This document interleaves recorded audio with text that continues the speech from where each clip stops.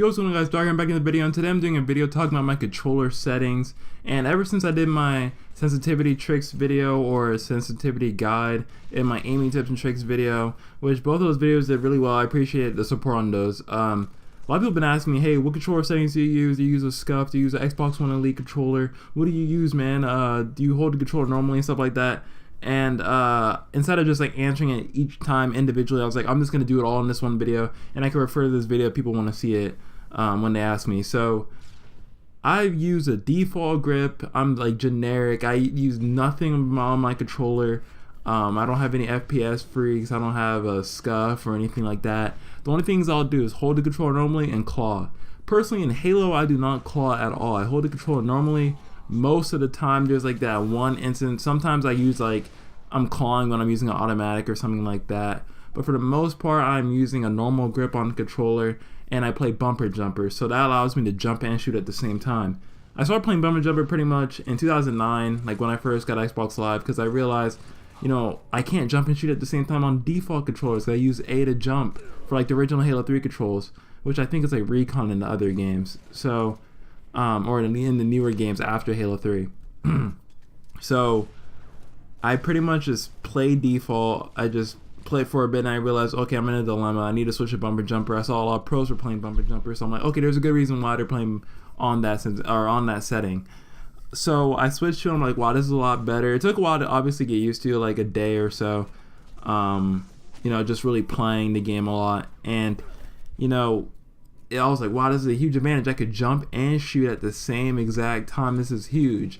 And you know, you kind of have to look at that, you know, for yourself at different video games. Like if you realize you can't jump and shoot, obviously you need to switch a new controller setting. And if you don't want to switch a new controller setting, maybe you could try clawing. And if clawing is uncomfortable for you, because I know a lot of people don't like it, it's kind of awkward for their fingers. I got used to it because I did it for like 2 or 3 years while trick shotting in Modern Warfare 2, so I got used to it really quick, and playing Gears of War. So I know it's not comfortable for a lot of people. So if that's like the final resort, if you don't want to hold if you can't hold the regular grip really, and you can't really find a control scheme to your liking, then I would suggest going out, you know, shelling out some money for the SCUF or whatever, or the Xbox Elite, or whatever you need pretty much to make you have the best gaming experience possible. So for me, I don't think I would ever get a SCUF or Xbox One Elite controller. Personally, I never needed it. I don't think it's that, you know, viable for me at least. I've always been like, I've found success just holding it normally, not like going crazy with FPS freaks. I know a lot of people are like, oh man, I need FPS freaks to play. I had a friend, I believe like a few years ago, he came over to my house one time and it was like, he didn't have FPS freaks. And I don't know, he was saying like he didn't play as well without him or something like that. But the thing is, like, I didn't want to be caught in a situation like that where I go over to someone's house and I don't have a tool like a controller or attachment to the controller, and like I wouldn't want to be able to, like, I just didn't want to be rusty or like play weird without like an FPS freak or a certain type of controller. I wanted to be able to play anytime, anywhere on any controller. So like if the controller does have FPS freaks on, I could just take them off. And you know, if I'm just so used to FPS freaks and I go to like a normal controller, it's gonna feel really weird than like going the opposite way, I feel like. But and if it does have FPS freaks on it and you're used to a normal controller, you just take them off. So that's the thing, like I just wanted to be used to any controller at any time. I didn't want to be reliant on one thing. So that's a big reason why I just never really switched to anything else.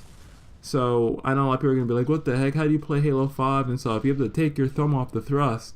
And that's true. I mean, I feel like I don't lose gun battles because of me having to take my thumb off for a split second. I move my fingers pretty fast, and I don't think it affects my gunfights or my gunplay at all in that game.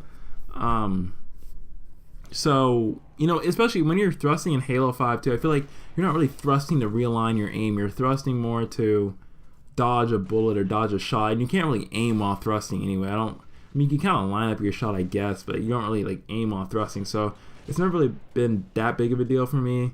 Obviously, in the older Halo games, it's a lot easier. You don't really need a thrust mechanic. It's pretty much just jumping and stuff like that. But the only problem I really had was like meleeing, like my finger like for example, I have an AR and I'm just holding it with a normal grip, and my pointer finger's on the trigger. And then I have the melee really quick, so I have to move my pointer finger like up and then to the bumper really fast.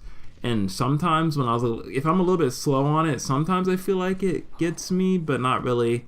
It's more me just like I didn't put that one extra shot in them or something. So those are like things you have to think about. Think about what the heck? Think about yourself. Like, look at, hey, what is potentially screwing me over in fights that I can improve on? That's on my end. Not like, don't blame the game. Like, oh, that melee didn't register. Like, oh man, maybe I didn't melee fast enough. You know.